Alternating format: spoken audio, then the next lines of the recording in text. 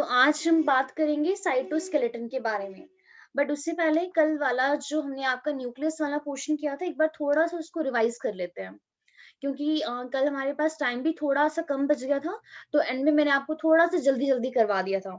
तो हो सकता है आपको कुछ चीजें समझ में नहीं आई हो, तो उसको मैं दोबारा यहाँ पे रिपीट करवा देती हूँ। जस्ट ओनली 5 मिनट लूंगी। 5 मिनट में मैं आपको कल वाला सारा पोर्शन रिवाइज करवा लेती हूँ, क्योंकि उसके बाद फिर हम आगे मूव करते हैं। ठीक है। तो एक्चुअली कल हमने आपका ना न्यूक्लियस के बारे में बात की थी। तो हमने कहा था कि जो हमारे पास न्यूक्लियस है, सबसे पहले उसको 1831 में रॉबर्ट ब्राउन ने डिस्कवर किया था। लेकिन सबसे इंपॉर्टेंट चीज है, उन्होंने इसको डिस्कवर किया था, डिस्क्राइब किया था। लेकिन हमारे पास जो न्यूक्लियस है, न्यूक्लियस के अंदर क्या होता है हमारे पास, ये थ्रेड लाइक मटेरियल होता है, जिसे हम क्रोमेटिन कहते हैं। तो क्रोमेटिन को डिस्कवर किया था फ्लेमिंग ने, लेकिन न्यूक्लियस को डिस्क्राइब किया था रॉबर्ट ब्राउन ने। तो प्लीज दोनों में डिफरेंस है। क्रोमेटिन को डिस्कवर करने वाले कौन है, फ्लेमिंग है। लेकिन पूरे न्यूक्लियस को डिस्कवर करने वाले कौन है, रॉबर्ट ब्राउन। कब किया था, 1831 में। तो हमने बात की थी कि जो हमारा न्यूक्लियस होता है, न्यूक्लियस की क्या होती है, टू टू मेम्ब्रेन होती है, डबल मेम्ब्रेन बाउंड ऑर्गेनेली होता है न्यूक्लियस। और हमारे पास अगर हम बात करते हैं प्लांट सेल की, प्लांट सेल में न्यूक्लियस कहाँ प्रेजेंट होता है, उसकी पेरिफेरी पोजीशन पे। लेकिन जो एनिमल सेल है, एनिमल सेल के सेंटर में ही न्यूक्लियस प्रेजेंट होता है। टू मेम्ब्रेन होती है, एक होती है आउटर मेम्ब्रेन और एक होती है इनर मेम्ब्रेन। आउटर मेम्ब्रेन और इनर मेम्ब्रेन के बीच में एक स्पेस होता है, उस स्पेस को कहते हैं पेरी न्यूक्लियर स्पेस। एंड हमारे पास जो आउटर मेम्ब्रेन होती है, उस पे क्या होते हैं, छोटे छोटे पोर्स होते हैं। और ये पोर्स क्या काम करते हैं, अगर हमें मटेरियल को ट्रांसफर करना है, न्यूक्लियस के अंदर कोई चीज भेजनी है या न्यूक्लियस से बाहर कोई कोई मटेरियल हमें ट्रांसपोर्ट करना है, तो ये जो न्यूक्लियर पोर होते हैं उसमें हेल्प करते हैं। अब हमने क्या कहा था कि जो हमारा सेल है, जब उसने कोई भी डिवीजन नहीं करना है, सेल कैसा स्टेज में, आपका रेस्टिंग वाली स्टेज में है, तो हमें न्यूक्लियस के अंदर कौन नजर आते हैं, क्रोमेटिन नजर आते हैं, जो क्या होते हैं, लूजली पैक होते हैं, थ्रेड लाइक स्ट्रक्चर होता है। लेकिन मान लेते हैं कि हमारी बॉडी में कोई ना कोई इंजरी हो गई है, या किसी और रीजन की वजह वजह से सेल को डिवाइड करना है। तो जब सेल ने डिवाइड करना होता है, तो हमारा ये जो क्रोमेटिन है, जो किसका बना होता है, डीएनए का।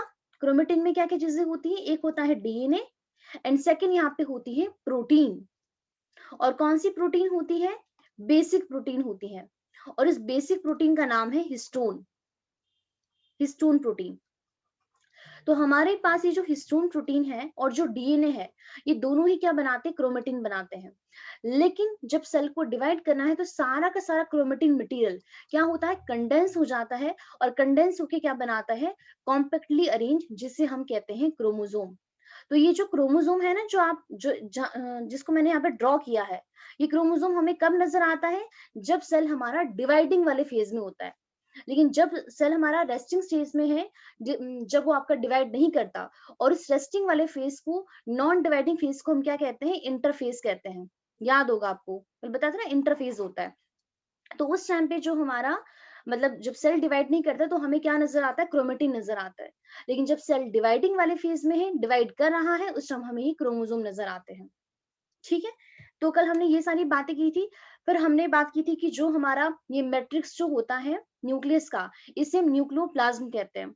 और इस न्यूक्लियोप्लाज्म के अंदर एक हमारे पास, एक तो क्रोमेटिन होता है, क्रोमेटिन के अलावा एक हमारे पास एक यहाँ पे डेंस स्ट्रक्चर होता है, इस डेंस स्ट्रक्चर को हम कहते हैं न्यूक्लियोलस। और ये जो न्यूक्लियोलस है, ये काफी इंपॉर्टेंट है कि यहाँ पर ये कहाँ प्रेजेंट है, न्यूक्लियोप्लाज्म के अंदर प्रेजेंट है। लेकिन इसको कोई भी मेम्ब्रेन बाउंड करके नहीं रखती है। और इसका काम क्या होता है, हमारे पास जो आरआरएनए होता है और प्लस राइबोसोम, उसकी फॉर्मेशन करवाने का काम करता है कौन, ये न्यूक्लियोलस। तो ये हम कल हमने सारी चीजें इसके बारे में डिस्कस किया था। फिर हमने कहा था कि हमारे पास अगर हम बात करते हैं क्रोमोसोम की, तो क्रोमोसोम, जैसे अभी मैं आपको बता रही हूँ, यहाँ पे ये क्रोमोसोम है। तो क्रोमोसोम पे क्या होती है, एक कॉन्स्ट्रिक्शन होती है। इस कॉन्स्ट्रिक्शन को हम क्या कहते हैं, इसे हम कहते हैं सेंट्रोमियर। और यहाँ पे क्रोमोसोम की आर्म्स भी है, तो आर्म्स को हम कहते हैं क्रोमेटिड। तो आर्म्स जो है क्रोमोसोम की, उसका नाम है क्रोमेटिड। और सेंटर में एक कॉन्स्ट्रिक्शन है, जहां पर क्रोमेटिड आपकी अटैच है, तो इस कॉन्स्ट्रिक्शन को हम कहते हैं सेंट्रोमेयर। और हमारे पास जो सेंट्रोमेयर होता है, इसके साइड में क्या होता है, दो डिस्क शेप का स्ट्रक्चर होता है, जो प्रोटीन का बना होता है, उससे कहते हैं काइनेटोकोर। काइनेटोकोर का काम क्या होता है ये मैं आपको बाद में बताऊंगी। अब हमने कहा था कि अगर हम बात करते हैं क्रोमोसोम इसकी पोजीशन की, सेंट्रोमेर की पोजीशन की, ये सेंट्रोमेर कहाँ कहाँ प्रेजेंट है, तो उसके बेसिस पे हम यहाँ पे क्रोमोसोम को 4 कैटेगरीज के अंदर डिवाइड करते हैं। एक हमारे पास होता है मेटासेंट्रिक, उसके बाद हमारे पास आता है सब मेटासेंट्रिक, फिर हमारे पास आता है एक्रोसेंट्रिक और लास्ट में हमारे पास आता है टीलोसेंट्रिक। हमारे पास मेटासेंट्रिक क्या होता है, अगर सेंट्रोमेर कहाँ प्रेजेंट होता है, सेंटर में प्रेजेंट होता है। सेंटर में और मिडल में होने की वजह से हमारे पास यहाँ पे जो आर्म्स बनती है क्रोमोसोम की, वो दोनों आर्म्स कैसे बनती है, इक्वल इक्वल बनती है। तो ऐसे क्रोमोसोम को हम कहते हैं मेटासेंट्रिक क्रोमोसोम, जहां पर सेंट्रोमेर कहाँ पर होता है, मिडल वाली पोजीशन में होता है। और हमारे पास यहाँ पे 2 इक्वल आर्म्स बनती है क्रोमोसोम की। सब मेटासेंट्रिक में क्या होता है कि ये जो सेंट्रोमेर है यहाँ पे जो था, वो थोड़ा सा आपका ऊपर की तरफ शिफ्ट हो गया, थोड़ा सा, जिसकी वजह से एक आर्म हमारी थोड़ी सी शॉर्ट हो गई है, बहुत ज्यादा छोटी नहीं हुई है बट थोड़ी सी छोटी हो गई है, और एक आर्म थोड़ी सी लॉन्गर हो चुकी है उसके कंपैरिजन में। उसे कहते हैं सब मेटासेंट्रिक क्रोमोसोम। तो हमारे पास ये जो सब मेटासेंट्रिक क्रोमोसोम है उसमें क्या होता है, centromere slightly away from the middle, middle से थोड़ा सा ऊपर चला जाता है, जिसकी वजह से एक हमें शॉर्ट आर्म मिलती है और एक हमारे पास वन लॉन्ग आर्म मिलती है। थर्ड कैटेगरी आती है एक्रोसेंट्रिक की। उसमें क्या आता है कि हमारे पास जो ये सेंट्रोमेर है, ये कुछ ज्यादा शिफ्ट हो जाता है ऊपर की तरफ, एक एंड की तरफ चला जाता है, इतना ऊपर चला जाता है कि हमारे पास वन आर्म तो बहुत ही छोटी रह जाती है और एक आर्म कुछ ज्यादा ही बड़ी हो जाती है, वेरी वेरी लॉन्ग आर्म। इसे हम कहते हैं acrocentric chromosome. So centromere is situated close to its end, तो ये कहाँ पहुंच गया है, आपके एंड पे पहुंच गया है, जिसकी वजह से एक हमें बिल्कुल ही छोटी आर्म मिलती है, एक्सट्रीमली शॉर्ट, और एक हमें बहुत ही लॉन्ग आर्म मिलती है। पर टीलोसेंट्रिक में क्या होता है, यहाँ पे एकदम टर्मिनल पर ही पहुंच गया है, जो हमारा सेंट्रोमेर है वो आपका टर्मिनल पोजीशन पर आ गया है, और यहाँ पे हमें एक ही आर्म यहाँ पे देखने को मिलते हैं। उसके अलावा हमने क्या कहा था कि देखिए, ये सेंट्रोमेर क्या है, क्रोमोसोम के अंदर एक कॉन्स्ट्रिक्शन है, और इसी सेंट्रोमेर को हम कहते हैं कि ये कैसी कॉन्स्ट्रिक्शन है, प्राइमरी कॉन्स्ट्रिक्शन है। और जब हम क्रोमोसोम को किसी भी डाई से क्या करते हैं, स्टेन करते हैं, क्योंकि पता क्या है, जो डीएनए होता है और हमारे पास क्रोमोसोम से होते हैं, ये क्या होते हैं, कलरलेस होते हैं, ये ऐसे विजिबल नहीं होते, इसीलिए हमें किसी न किसी डाई का यूज करना पड़ता है इनको देखने के लिए। तो जब हम डाई का यूज करते हैं तो हमें ये सेंट्रोमेर जो है, जिसे हम प्राइमरी कंस्ट्रक्शन भी कहते हैं, इजिली विजिबल होता है। लेकिन हमने क्या देखा कि कुछ कुछ क्रोमोसोम में इस प्राइमरी कंस्ट्रक्शन के अलावा एक कंस्ट्रक्शन और होती है, और उस कंस्ट्रक्शन को हम कहते हैं सेकेंडरी कंस्ट्रक्शन, और ये स्टेन नहीं होती है, तो इसको हम बोलते हैं ये कैसा रीजन है, नॉन स्टेनिंग रीजन है, मतलब स्टेनिंग करने पे भी हमें ये विजिबल नहीं होता है। और क्या देखा गया कि सेकेंडरी कंस्ट्रक्शन पे ही एक छोटा सा फ्रेगमेंट होता है, उसे हम कहते हैं सैटेलाइट। ठीक है, इन सब के फंक्शन क्या है ये मैं आपको बाद में बताऊंगी। तो कल हम ये सारा पोर्शन आपका कर चुके थे। तो हमने ये भी बात की थी कि अगर हम अपनी बात करते हैं ह्यूमन बींग की, तो ह्यूमन बींग में हमें कौन कौन से क्रोमोसोम्स देखने को मिलते हैं, हमें मेटासेंट्रिक मिलता है, सब मेटासेंट्रिक मिलता है, एक्रोसेंट्रिक मिलता है, लेकिन टीलोसेंट्रिक नहीं होता है। टीलोसेंट्रिक ह्यूमन बींग में नहीं होता है, ओनली एक्रो, सब मेटा और हमारे पास मेटासेंट्रिक ही होते हैं। और आप ये देख सकते हो ये वाला डायग्राम कल, ये देखिए ये ह्यूमन बींग के अंदर क्रोमोसोम्स हैं, तो आप यहाँ पे अच्छे तरीके से देख सकते हो कि सारे क्रोमोसोम्स हमारे डिफरेंट डिफरेंट होते हैं। अगर जैसे अगर आप फर्स्ट वाला देखो तो देखो ये हमें कैसा लग रहा है, ये हमें मेटासेंट्रिक लग रहा है, दोनों आर्म्स क्या है, इक्वल है। लेकिन अगर आप ये सेवंथ वाला देख पा रहे हो, तो सेवंथ वाला हमें क्या लग रहा है, ये हमें लग रहा है सब मेटा, एक आपका थोड़ा सा स्लाइटली अवे हो चुका है। ठीक है, तो आप देख पा रहे हो ना इसको, तो एक छोटी आर्म हो गई, एक आपकी बड़ी हो गई है। तो ह्यूमन बीइंग में मेटा भी होता है, सब मेटा भी होता है, और वहां पे एक्रो भी होता है, लेकिन उन्हें टीलोसेंट्रिक नहीं मिलता है। ठीक है, समझ आ रहा है आपको। तो ये वाला पोर्शन कल हमने कर लिया था, तो प्लीज आप दोबारा भी इस चीज को पढ़ना, अगर यहाँ पे कोई भी डाउट होगा तो प्लीज मुझसे पूछ लेना। उसके बाद हमने ये भी बात की थी कि बहुत सारे मेच्योर सेल ऐसे होते हैं जहाँ पे न्यूक्लियस प्रेजेंट ही नहीं होता है, और हमने यहाँ पे बात की थी आरबीसी की, कि ह्यूमन बीइंग के अंदर जो आरबीसी होते हैं, मेच्योर आरबीसी, वहां पर न्यूक्लियस प्रेजेंट नहीं होता है। और ना ही प्लांट सेल के अंदर जो फ्लोएम होता है, फ्लोएम का एक एलिमेंट है जिसका नाम है सीव ट्यूब, तो सीव ट्यूब के पास भी क्या होते हैं, न्यूक्लियस प्रेजेंट नहीं होता है। ये बहुत ही इंपॉर्टेंट पॉइंट है। तो मेरे ख्याल से मैंने ये सारा पोर्शन कवर कर लिया है, तो प्लीज एक बार आप खुद अपने बिहाफ पे इसको पढ़ना। मैं कल तो एक्चुअली मैं रिकॉर्ड मतलब अपलोड नहीं कर पाई लेक्चर्स, क्योंकि मेरे पास डेटा नहीं था, तो आज मैं अपलोड कर दूंगी, तो प्लीज आप जरूर देखना लेक्चर्स वगैरह। अगर उसके बावजूद भी कोई आपको डाउट होगा तो इसकी क्लास फिर हम दोबारा एक बार रख लेंगे न्यूक्लियस के ऊपर, ठीक है। अब नेक्स्ट जो आज हम करने वाले हैं आपका मेन ऑर्गेनेली, उसका नाम है साइटोस्केलेटन, और इस चैप्टर का एंड है। आज मैं कोशिश करूंगी कि हमारे पास जो भी हमारे चैप्टर के आज जितने भी टॉपिक्स बचे हुए हैं वो सारे के सारे क्वेश्चन आज यहाँ पे कंप्लीट हो जाए। तो आज हम बात करेंगे साइटोस्केलेटन के बारे में। अभी साइटोस्केलेटन क्या है, देखो साइटो का मीनिंग क्या होता है, साइटो का मीनिंग होता है सेल, एंड स्केलेटन का मीनिंग क्या होता है, सबको पता है स्केलेटन क्या होती है, जो किसी ना किसी को कुछ फ्रेमवर्क प्रोवाइड करे। जैसे अगर हम अपनी बात करते हैं, ह्यूमन बीइंग की बात करते हैं, तो हम बोलते हैं ना कि ये स्केलेटन की बात करते हैं, तो हमारा स्केलेटन कौन बनाता है, हमारी हड्डियां, बोन्स। बोन्स ही क्या करती है, हमें प्रॉपर शेप प्रोवाइड करती है, हमें फ्रेमवर्क प्रोवाइड करती है, जो अच्छे तरीके से हम कपड़े पहन पाते हैं, या जो हमारी बॉडी में सेल है, ऑर्गन्स है, वो किस वजह से वहां पे अच्छे तरीके से अरेंज है, due to the skeleton, bones present होती है। तो जैसे हमारी बॉडी में हमारे फ्रेमवर्क को मेंटेन करने के लिए हमारे पास क्या है, स्केलेटन सिस्टम है, स्केलेटन है। अब सेल जो है, देखिए एक सेल है, अब इतनी देर से हम पढ़ते आ रहे हैं कि हमारे पास जो यूकैरियोटिक सेल होता है वहां पे न्यूक्लियस भी प्रेजेंट है, एंडोप्लाज्मिक रेटिकुलम भी प्रेजेंट है, लाइसोसोम भी प्रेजेंट है, गोल्जी बॉडी भी प्रेजेंट है, राइबोसोम भी है, इसके अलावा माइटोकॉन्ड्रिया भी है, मतलब कितनी सारी ऑर्गेनेली है। तो आपको क्या लगता है कि ये सारी ऑर्गेनेली क्या आपकी साइटोप्लाज्म में से फ्रीली मूव करती है, फ्रीली मूव करती है? इतना सारा कंपोनेंट सोचो एक सेल के अंदर है, क्या इनको कोई यहाँ पे मेंटेन नहीं कर रहा है, इनकी मूवमेंट को, इनकी यहाँ पे स्टेबिलिटी को? क्या कोई ना कोई तो होगा ना जो उनके यहाँ पे कर रहा है? क्या आपको क्या लगता है, आप बताइए नॉर्मली क्या लगता है आपको कि ये सारी चीज ऐसी भी साइटोप्लाज्म में से घूमती रहती है सेल के अंदर, ऐसी मूव करती रहती है फ्रीली?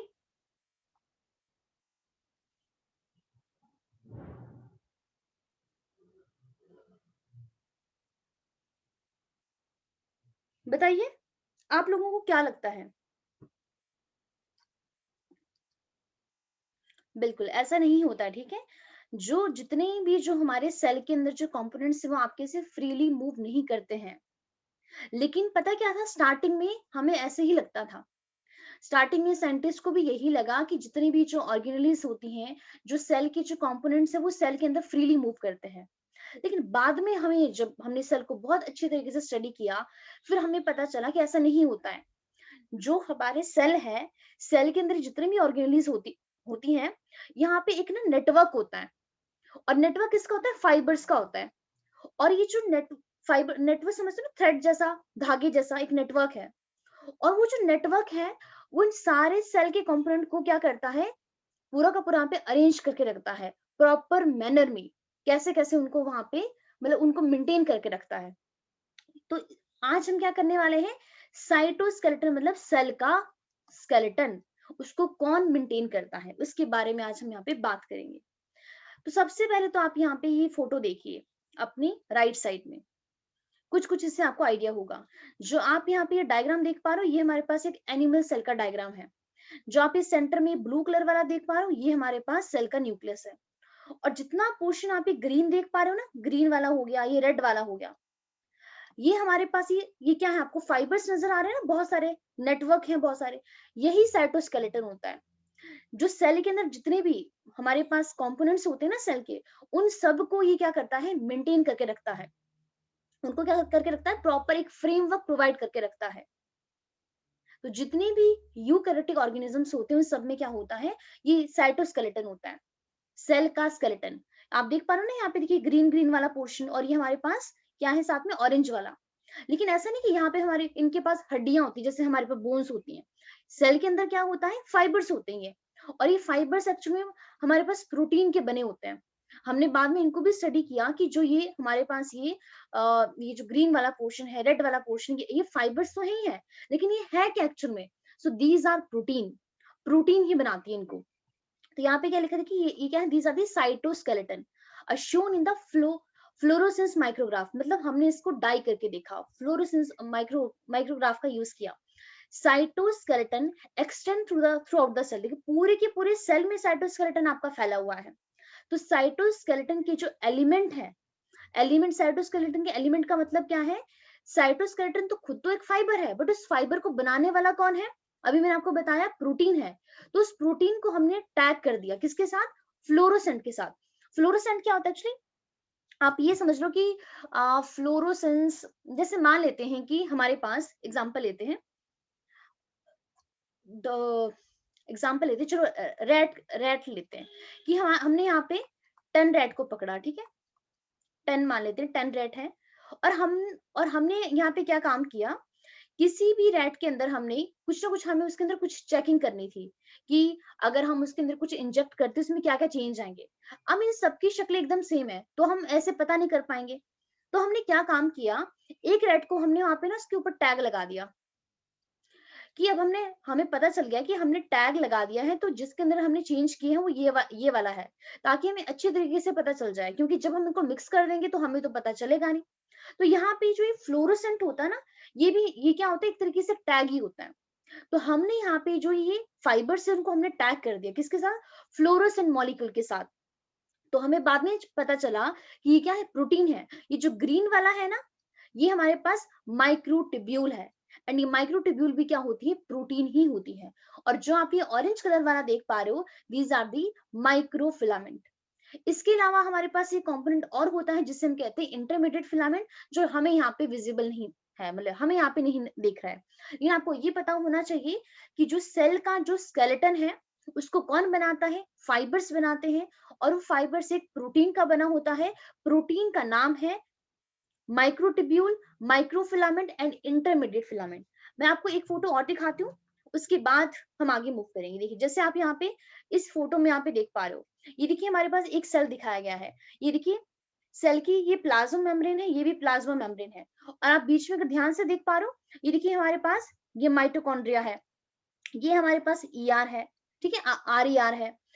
अब आप यहाँ पे जो ये वाला पोर्शन देख पा रहे हो, ये बीच में आपको ये नेटवर्क नजर आ रहा है, ये देखिए नेटवर्क, ये वाला, ये नेटवर्क। तो ये नेटवर्क क्या है? ये हमारे पास वही फाइबर्स हैं, ठीक है। और यहाँ पे देखिए एक हमें ये ब्लू वाला नेटवर्क भी नजर आ रहा है, इस ब्लू वाले का नाम है माइक्रोट्यूब्यूल, और हमारे पास ये ग्रीन वाले का नाम है इंटरमीडिएट फिलामेंट, और एक हमारे पास एक पर्पल वाला भी, इसका नाम है माइक्रोफिलामेंट। तो ये जो नेटवर्क जो है फाइबर्स का, जिनको कौन बनाता है? प्रोटीन बनाती है। ये प्रोटीन ही क्या काम कर रहा है? इनको प्रॉपर यहाँ पे अरेंज करके रख रहा है। सेल के बहुत सारे फंक्शन क्या होते हैं, ये परफॉर्म करती हैं ये प्रोटीन्स, ठीक है। आई होप, मैं उम्मीद करती हूँ कि आपको थोड़ा थोड़ा यहाँ पे समझ में आ रहा होगा।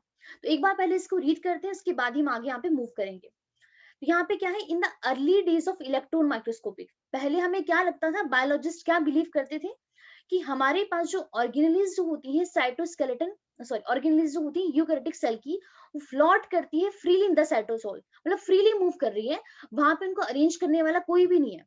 लेकिन जब बाद में इंप्रूवमेंट हुआ, किस किस में, लाइट माइक्रोस्कोपी के अंदर, इलेक्ट्रॉन माइक्रोस्कोपी के अंदर, तो हमें बाद में पता चला, बाद में क्या रिवील हुआ कि जो साइटोस्केलेटन है, जो क्या होता है, एक नेटवर्क होता है फाइबर्स का, वो पूरे के पूरे साइटोप्लाज्म में क्या होता है, एक्सटेंड होता है। इसीलिए हमारा हेडिंग ही क्या है, साइटोस्केलेटन क्या होता है, नेटवर्क होता है फाइबर्स का, दैट ऑर्गेनाइजेस द स्ट्रक्चर, जो स्ट्रक्चर को ऑर्गेनाइज करके रखता है, और साथ ही साथ में जो सेल की एक्टिविटी है उसको भी ऑर्गेनाइज करके रखता है।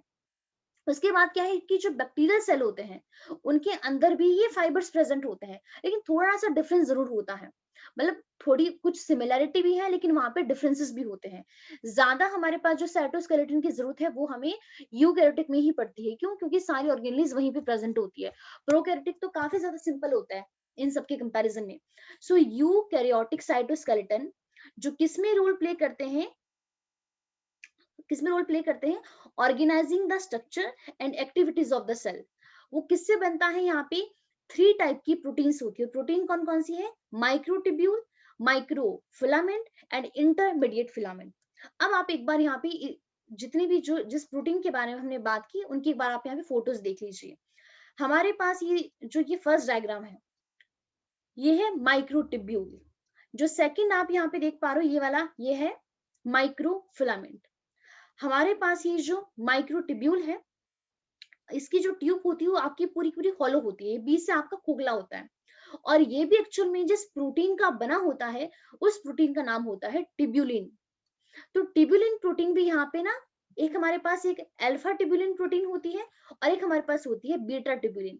और इस तरीके से ये आपको नजर आ रहा है, ये यहाँ पे रैप हो जाती है इस तरीके से। और रैप होके क्या बनाती है, एक हमारे पास एक पूरा पूरा एक ट्यूब लाइक स्ट्रक्चर बना रही है। और ये ट्यूब कैसी होती है, हॉलो होती है। इसके अलावा हमारे पास जो सेकंड जो यहाँ पे प्रोटीन आती है वो कौन सी होती है, माइक्रोफिलामेंट। ये आपकी सॉलिड होती है, आप देख सकते हो यहाँ पे।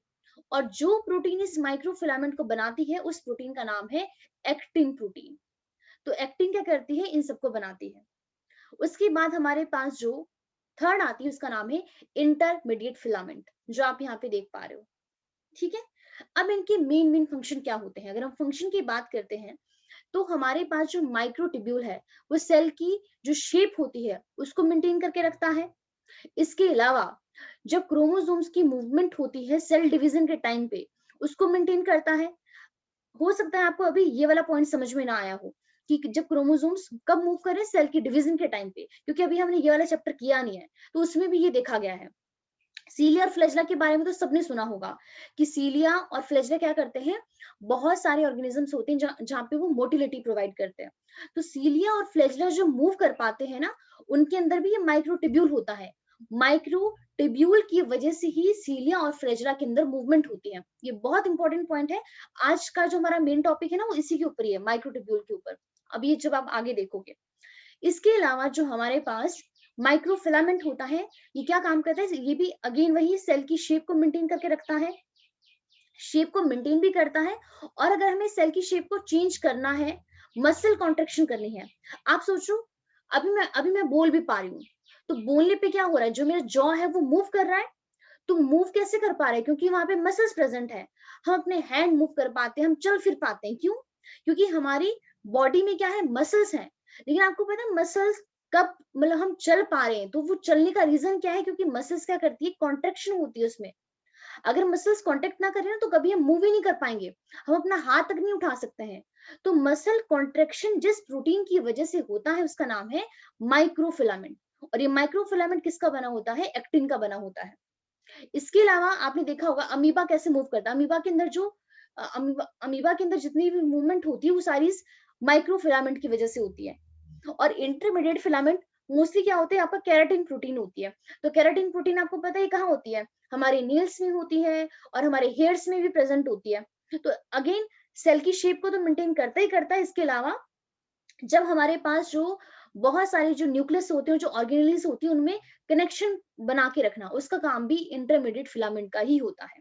ठीक है, तो बस आपको यहाँ पे तीन चीजें ध्यान में रखनी है कि हमारे पास साइटोस्केलेटन क्या होता है, एक फाइबर्स होते हैं, आप यहाँ पे इस फोटो में भी देख पा रहे हो, ये सारे फाइबर्स ही हैं। लेकिन जब हम इन फाइबर्स को भी पूरा जूम करके देखते हैं तो हमें पता चलता है कि ये एक्चुअल में इस तरीके से होते हैं, इस तरीके से दिखते हैं हमें। तो हमारा जो क्या रोल है यहाँ पे साइटोस्केलेटन का, तो इसके दो मेन फंक्शन है। पहला फंक्शन है कि सेल को सपोर्ट प्रोवाइड करना, इसके अलावा सेकंड फंक्शन है उसकी मोटिलिटी में हेल्प करना। नहीं गौरी, मायोसिन नहीं होता है, मायोसिन भी माइक्रोफिलामेंट से नहीं नहीं नहीं नहीं नहीं, मायोसिन भी माइक्रोफिलामेंट से बना होता है, नहीं, आपका क्वेश्चन गलत है थोड़ा सा गौरी। माइक्रोफिलामेंट को बनाने वाला एक्टिन है।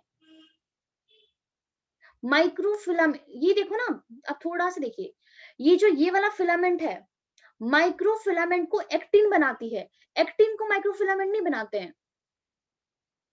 आपने क्वेश्चन ये पूछा ना गौरी मुझसे, मायोसिन भी माइक्रोफिलामेंट से बना होता है, ये नहीं, क्वेश्चन गलत है। माइक्रोफिलामेंट एक्टिन का बना होता है। मसल कॉन्ट्रेक्शन में जो आप कह रहे हो ना मायोसिन फिलामेंट, बिल्कुल उसका भी रोल होता है, उसका भी रोल होता है, लेकिन वो हमारे पास अलग है। ठीक है, तो माइक्रोफिलामेंट को बनाने वाला एक्टिन है। और प्लीज आप अभी जब आप चैप्टर करोगे तो उसमें अभी आपको चीजें नहीं आएगी, जो बच्चे नए हैं। लेकिन जैसे से जब आप ह्यूमन फिजियोलॉजी करोगे ना, तब आपको समझ में आएगा, वहां पे ये सारे टर्म्स आप पढ़ोगे, ट्यूबुलिन प्रोटीन पढ़ोगे, माइक्रोफिलामेंट पढ़ोगे। तो थोड़ा सा अभी आपको इनके बारे में आइडिया होना चाहिए, हल्का हल्का सा। ठीक है, अब इनका क्या रोल होता है साइटोस्केलेटन का, तो जैसे अभी हमने यहाँ पे देखा, तो इसका सबसे बड़ा जो मेन काम क्या है, सेल को सपोर्ट प्रोवाइड करना, इसके अलावा सेल की मूवमेंट करवाना, सेल को मूव करने में भी साइटोस्केलेटन का ही रोल होता है। इसके अलावा अगर हम बात करते हैं सपोर्ट की, तो जो हमारे पास प्लांट सेल है, प्लांट सेल हो गया, इसके अलावा फंजाई हो गई, हमारे पास बैक्टीरिया हो गया, उन सबके पास क्या होती है, बाहर लेयर होती है प्लाज्मा मेम्ब्रेन के अलावा, जिसे हम कहते हैं सेल वॉल। लेकिन एनिमल सेल में तो इस तरीके की कोई भी सेल वॉल होती ही नहीं है। तो वहां पे वो मैकेनिकल सपोर्ट प्रोवाइड करने वाला कौन है, सेल की शेप मेंटेन करने वाला कौन है, ये साइटोस्केलेटन ही है। तो यहाँ पर क्या होता है, अच्छा खासा साइटोस्केलेटन प्रेजेंट होता है। तो यहाँ पे सारी बातें वही लिखी कि just as a skeleton of an animal help fix the position of the other body part. आपको पता है ना, हमारे बॉडी के पूरे पार्ट, बॉडी के जितने भी पार्ट हैं, वो स्केलेटन सिस्टम ही क्या करता है, उनको फिक्स करके रख रहा है। तो ये जो साइटोस्केलेटन होता है वो क्या प्रोवाइड करता है, anchorage for the many organelles and even cytosolic enzyme molecule, मतलब उनको प्रॉपर यहाँ पे मेंटेन करने का काम करता है। इसके अलावा साइटोस्केलेटन आपका मोर डायनेमिक होता है एनिमल स्केलेटन के कंपैरिजन में, क्योंकि ये क्या होता है, इजिली किसी एक पार्ट पर टूट भी सकता है, डिसमेंटल्ड भी हो सकता है, और सेम टाइम पे किसी नई जगह पर बन भी सकता है, मतलब अपनी शेप को चेंज कर सकता है। वो डिपेंड करता है बॉडी की रिक्वायरमेंट के ऊपर। तो यहाँ पे इसका ना, अब बस आपको कुछ अभी याद रहा है कि ये नहीं रहा है, बस एक फंक्शन आपको उसका पता होना चाहिए जो बहुत इंपॉर्टेंट है, कि मेन काम क्या होता है, सेल को मोटिलिटी प्रोवाइड करना, सेल की मूवमेंट करवाना, ये इसका सबसे बड़ा मेन फंक्शन है। जो सीलिया और फ्लैजेला मूव कर पाते हैं due to the cytoskeleton. So the term motility include both change in location and movement of the cell part. अब इसका मतलब क्या, देखो, एक सेल है हमारे पास, अब एक सेल पहले यहाँ पे था, अब कुछ टाइम बाद ये सेल यहाँ पहुंच गया। ये है कि सेल क्या कर गया, हमारे पास सेल की लोकेशन चेंज हो गई है। लेकिन सेकंड क्या है कि अपनी लोकेशन पर ही चेंज हो रहा है, दोनों के दोनों चेंज ही आना हुआ ना, मूव करना ही हुआ। तो अपनी पोजीशन पर ही चेंज होना या अपनी जगह से दूसरी जगह पर चले जाना, दोनों ही सेल मोटिलिटी होती है। और ये कौन करवाता है, साइटोस्केलेटन ही करवाता है। समझ आया आपको? अब यहाँ पे जो एनसीईआरटी है उसमें ये पैराग्राफ लिखा है, एक बार इसको रीड करते हैं। देखिए, अभी आपने देख लिया है साइटोस्केलेटन ही है, किस किस का बना हुआ है, एक्टिन का बना हुआ है, उसके अलावा हमारे पास टिब्यूलिन के डाइमर होते हैं, और यहाँ पे क्या होता है हमारे पास, ये क्या था, केराटिन था, केराटिन प्रोटीन थी। ट्यूबुलिन डायमर का मतलब क्या है कि यहाँ पे दो ट्यूबुलिन प्रोटीन होती है, एक होती है अल्फा, दूसरी होती है बीटा। तो आप इस फोटो में यहाँ पे अच्छे तरीके से देख पा रहे हो कि देखिए यहाँ पे ना दो चेन है, दो चेन है, एक अल्फा दूसरी बीटा है, और बाद में ये एक दूसरे के साथ क्या होगी, जैसे आप दो रिबन अगर लो और आप उनको ऐसे टूटले से कॉइल अप कर दो, तो हमें कुछ इस तरीके का स्ट्रक्चर देखने को मिलता है। लेकिन ये बीच से आपका हॉलो होता है, लेकिन जो ये वाला है माइक्रोफिलामेंट है, ये आपका पूरा आपका सॉलिड होता है। तो साइटोस्केलेटन क्या है, देखिए इलेबरेट नेटवर्क है, देख पा रहे हो, नेटवर्क ही है पूरा का पूरा, ठीक है, नेटवर्क ही है। बट ये जो नेटवर्क है वो कैसा है, फिलामेंटस है, और साथ में प्रोटीन का बना हुआ है, इसीलिए हम कहते हैं elaborate network of the filamentous, filamentous proteinaceous structure, protein का बना हुआ है। और कहाँ प्रेजेंट होता है, साइटोप्लाज्म में प्रेजेंट होता है, जिसे कलेक्टिवली हम कहते हैं साइटोस्केलेटन। लेकिन ये हमने कहा प्रोटीन का बना हुआ स्ट्रक्चर है, बट कौन कौन सी प्रोटीन है, तो तीन प्रोटीन है। सबसे पहले प्रोटीन आती है माइक्रोट्यूब्यूल, सेकंड प्रोटीन आती है माइक्रोफिलामेंट, एंड थर्ड प्रोटीन आती है इंटरमीडिएट फिलामेंट। मतलब फिलामेंट है ये, और ये फिलामेंट को बनाने वाली है प्रोटीन। माइक्रोफिलामेंट को बनाती है एक्टिन प्रोटीन, माइक्रोट्यूब्यूल को बनाती है tubulin protein, and intermediate filament को बनाती है केराटिन प्रोटीन।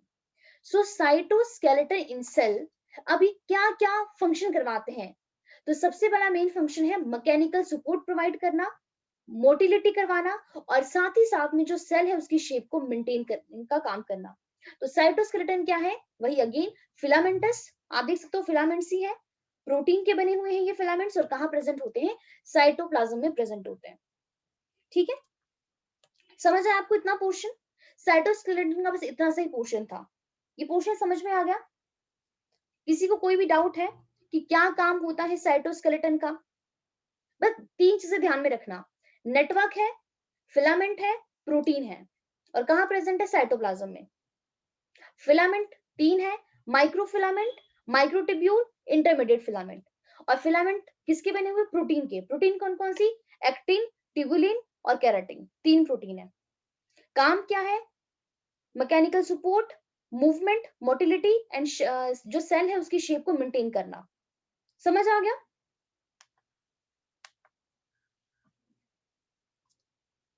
ठीक है, ओके। अब इसके बाद जो हम बात करेंगे वो हम बात करेंगे सेंट्रोसोम एंड सेंट्रियोल के बारे में। ठीक है, क्या क्या है, प्लीज नाम को अच्छे तरीके से पढ़ना। पहले हमने किया साइटोस्केलेटन, सेल का स्केलेटन। अब हम बात कर रहे हैं सेंट्रोसोम की और सेंट्रियोल की। ठीक है, इससे पहले हमने आपका वो जो पढ़ा था क्रोमोसोम के अंदर, वो हमने पढ़ा था सेंट्रोमियर। तो बहुत बार हम इसमें ये सारे नेम्स जो होते हैं वो आपका मिक्स कर देते हैं, तो प्लीज आपको हमें मिक्स नहीं करना है। अब नेम है सेंट्रोसोम एंड सेंट्रियोल। अब यहाँ पे ये सेंट्रोसोम और सेंट्रियोल क्या है, इसको भी प्लीज ध्यान से सुनना। ठीक है, अच्छे तरीके से। एक बार सबसे पहले यहाँ पे इसकी लोकेशन देख लेते हैं। अब देखिए, ये हमारे पास कौन सा सेल है, काफी टाइम से हम इस सेल को देखते आ रहे हैं। क्या नाम है इस सेल का, ये हमारे पास है एनिमल सेल। और एनिमल सेल में आप ये यहाँ पे ये येलो कलर वाला पोर्शन देख पा रहे हो, एक रीजन देख पा रहे हो, इस रीजन को हम कहते हैं सेंट्रोसोम। और ये जो रीजन होता है, अब प्लीज मेरी बात को ध्यान से सुनना, सेंट्रोसोम ओनली एक रीजन है, जस्ट रीजन का मतलब है ओनली एक एरिया है। और ये जो एरिया है ये न्यूक्लियस के काफी ज्यादा नजदीक में होता है। मैंने क्या कहा, सेंट्रोसोम बस एक एरिया है जो न्यूक्लियस के काफी ज्यादा नजदीक में होता है। एरिया है, एरिया बोल सकते हो आप, इसको रीजन बोल सकते हो। अब हमने क्या काम किया, न्यूक्लियस के पास का ये जो रीजन है जिसको हम कह रहे हैं सेंट्रोसोम, हमने इसको थोड़ा सा बाहर निकाला। ये जो आप ये येलो वाला पोर्शन देख पा रहे हो, इसको छोड़ दो अभी, इन दोनों को, ये वाला येलो येलो वाला, ये वाला, इस पूरे पोर्शन को हम कहते हैं सेंट्रोसोम, जो जस्ट ओनली एक रीजन है। लेकिन हमने क्या देखा कि ये जो रीजन है इसमें हमारे पास दो कंपोनेंट्स और प्रेजेंट होते हैं, जिसे हम कहते हैं सेंट्रियोल। तो जिस पर मैंने क्रॉस लगाया ना, ये दो क्रॉस लगाए हैं, ये सेंट्रियोल है। तो सेंट्रोसोम एक रीजन है जो 2 सेंट्रियोल कंटेन करता है, मतलब एक सेंट्रोसोम के पास 2 सेंट्रियोल प्रेजेंट होते हैं।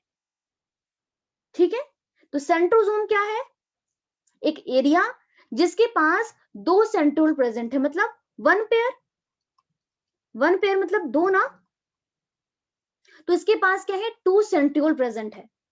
अब ये जो सेंट्रियोल जो होता है और ये जो सेंट्रोसोम है ओनली एनिमल सेल में ही प्रेजेंट होता है, कभी भी प्लांट सेल में सेंट्रियोल प्रेजेंट नहीं होता है। तो हम ये कह सकते हैं each centrosome contain 2 centriole, 2 centriole है इसके। अब काम क्या है उसको देखते हैं यहाँ पे। अगर आप ध्यान से इस सेंट्रियोल को देख पा रहे हो, सेंट्रियोल को, ये कैसा, एक ऐसा है और एक ऐसा है, एक ऐसा है एक ऐसा है, ये एक ऐसा एक ऐसा है, इसको हम क्या बोलते हैं, परपेंडिकुलर। राइट एंगल पे है एक दूसरे के, दोनों सेंट्रियोल कैसे अरेंज है, राइट एंगल पे है, एक दूसरे के परपेंडिकुलर है।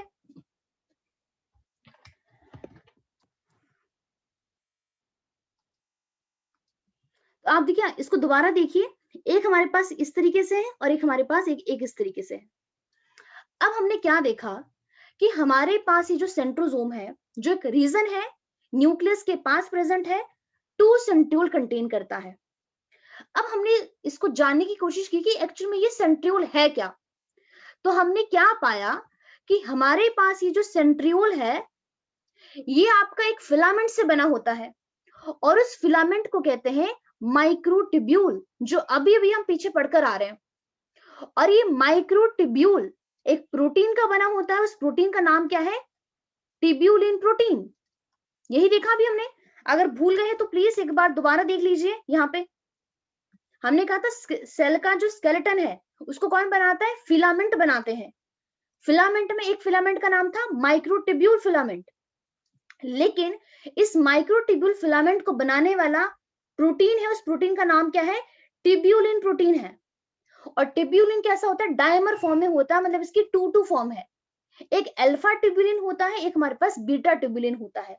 और बी से कैसे होता है, हॉलो। समझ में आ रहा है आपको, ये इस तरीके से है, अगर मैं यहाँ पे बनाऊं ना इस तरीके से, ये रॉड लाइक, आप इसको ये बना लो, मतलब यहाँ पे साथ में क्या है, बहुत सारे ट्यूब्यूलिन है, लेकिन बी से ये कैसे आपका हॉलो है, सॉलिड नहीं है।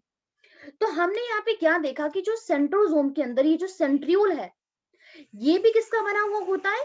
आपका माइक्रोट्यूब्यूल का ही बना होता है। और माइक्रोट्यूब्यूल में कौन सी प्रोटीन होती है? ट्यूब्यूलिन प्रोटीन होती है। तो इसीलिए अगर आप ध्यान से यहाँ पे देख पा रहे हो ना, इसको देखो यहाँ पर वही बनाए गए हैं। ये दिख रहा है आपको होलो होलो से पोर्शन? ये आपकी इस तरीके से है, ये स्ट्रक्चर है, ये दिस वन। और अगर आप यहाँ पे ध्यान से देखो तो हमारे पास ये जो माइक्रोट्यूब्यूल है, मतलब ये जो माइक्रोट्यूब्यूल को बनाने वाला है ट्यूब्यूलिन प्रोटीन, ये बीच से हॉलो है। आपको ऐसे कुछ देखो, ये स्ट्रक्चर बना हुआ है, बीच से दिख रहा है आपको हॉलो है, एकदम सॉलिड तो नहीं है बिल्कुल भी। तो हमने क्या देखा कि हमारे पास ये जो माइक्रोट्यूब्यूल है, सेंट्रियोल में इसके टोटल 9 फिलामेंट होते हैं जो इस तरीके से अरेंज होते हैं।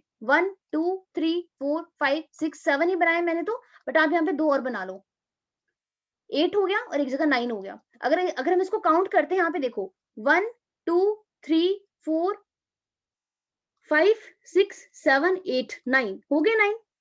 तो माइक्रोट्यूब्यूल के 9 फिलामेंट देखे हमने कहाँ पे? सेंट्रियोल के अंदर। और हमारे पास ये जो माइक्रोट्यूब्यूल के जो 9 फिलामेंट है, ये कैसे अरेंज है? ट्रिपलेट की फॉर्म में अरेंज है। ये देखिए 3 बने हुए हैं ना, 1 2 3, 3 की 1 2 1 2 3 1 2 3। तो माइक्रोट्यूब्यूल के अंदर हमारे पास ये जो फिलामेंट है, ये जो ट्यूब्यूलिन प्रोटीन है, कैसे अरेंज है? ट्रिपलेट की फॉर्म में प्रेजेंट है। रिलेट कर पा रहे हो?